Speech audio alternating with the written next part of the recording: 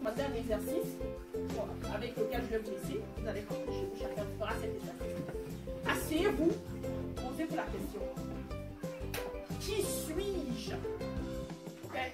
Qui suis-je? Que vous soyez capable, que si je vous demandais d'écrire votre autobiographie, vous soyez capable de m'écrire cette autobiographie en me sortant les talents que vous avez en vous, les dons que vous avez en vous, le potentiel que vous avez en vous, les attitudes que vous avez en vous, ce que vous êtes capable de faire plus vite que tout le monde, ce que vous êtes capable de faire mieux que tout le monde, ce que quand vous faites, vous-même vous sentez que vous en êtes passionné.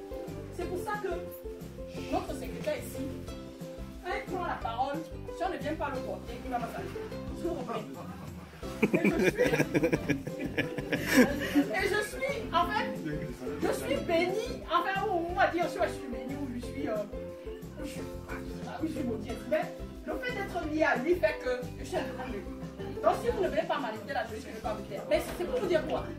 Moi, je suis née pour vous donner mon exemple. Et comme ça, quand vous allez rentrer faire cet exercice, vous saurez à peu près, à partir de mon exemple, comment est-ce que je fais mon exercice.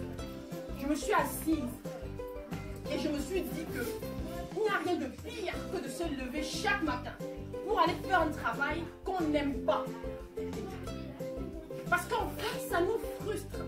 Quand tu te lèves, il y a des gens qui sont passionnés. Ma petite soeur est passionnée de cuisine. C'est le genre de personne, quand on veut regarder la télé, elle veut regarder les food channels. Non, franchement, moi, ça me fatigue. Je n'ai pas dit que je ne veux pas te faire la cuisine. Mais vraiment, moi, ça me fatigue. Je ne peux pas regarder les food channels toute la journée. Vraiment, en passant. Mais c'est une personne qui aime entrer à la cuisine, essayer de nouvelles choses. Et tout. Elle est passionnée de ça. Elle le fait bien. Donc, si elle est dans un restaurant, elle sera contente. Moi, j'ai grandi. Ma mère avait un baignetariat, si on va appeler ça comme ça. Nous avons grandi en vendant les beignets de maman pour aller à l'école. Mais les clients se plaignaient à chaque fois parce que avant d'emballer leurs beignets avec le papier, comme nous avons payé, on emballe avec les papiers journaux. Voilà. Donc, ciment, papier journal. Donc, papier journal. Et donc, le papier journal. Bon, alors, dans certains cas, on avait le papier journal. Et avant d'emballer les beignets, je prenais quelques secondes pour lire rapidement ce qui était là. C'était important pour moi, c'est-à-dire que c'était instinctif. Je savais que j'aimais communiquer. Je savais que si on me dit, lève-toi, on doit aller à la présidence de la République, parler au président, je dis, moi, madame, je suis prête.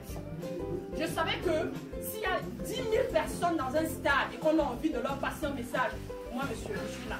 Okay? Je savais que s'il y a un événement dans la famille et qu'on veut que quelqu'un prenne la parole, moi, madame, je suis là. Okay? Donc, j'ai appris à m'asseoir pour comprendre qu'est-ce que j'aime faire. Et j'ai entrepris de me lancer là-dedans. Un jour, aujourd'hui, je suis chef d'entreprise. J'ai ma propre agence de traduction et d'interprétation qui est basée à Washington DC, qui a moins d'1 an d'âge, mais qui se porte bien. Aujourd'hui, on a des contrats avec le gouvernement et tout. Mais tout a commencé, à un moment donné, je suis allée à l'église, et donc il y avait une personne qui interprétait, le pasteur.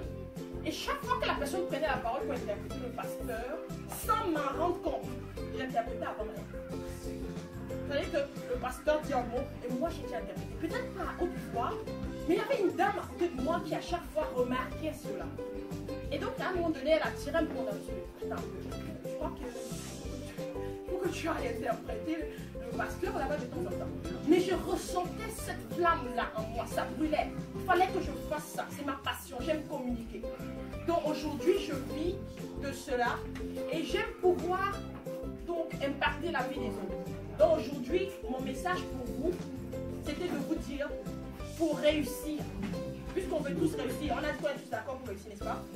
Donc en conclusion, j'aimerais qu'on retienne tous ici, puisque nous voulons tous réussir, la clé pour notre succès, c'est d'avoir premièrement un mindset qui est prêt pour le succès. Donc tu dois te dire que tu es prêt à réussir. Donc en conclusion, une phrase à retenir. Et quand vous allez voir mes vidéos qui vont apparaître sur mes pages des réseaux sociaux, le slogan c'est le suivant. Oui, je peux. Donc sortie d'ici, si vous n'avez rien retenu de ce que j'ai dit, retenez au moins que vous devez vous dire à chaque fois, oui, je peux. Vous avez le potentiel pour réussir. C'était mon message pour vous. Excellente année à tous.